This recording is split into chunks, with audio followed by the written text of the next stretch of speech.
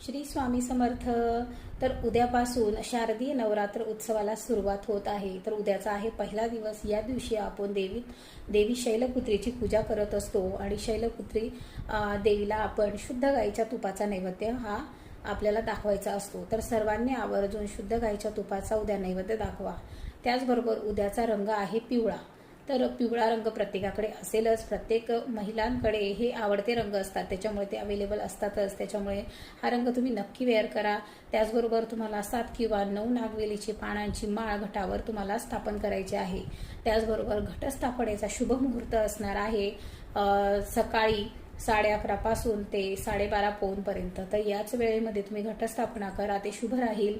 त्याचबरोबर देवी मातेची तुम्हाला काय काय सेवा करायच्या आहे त्या नक्की घरामध्ये करा. हे 9 दिवस खूप महत्त्वाचे असतात. आपल्या घरात देवी आई आलेली असते तर तिची मनोभावे पूजा करा.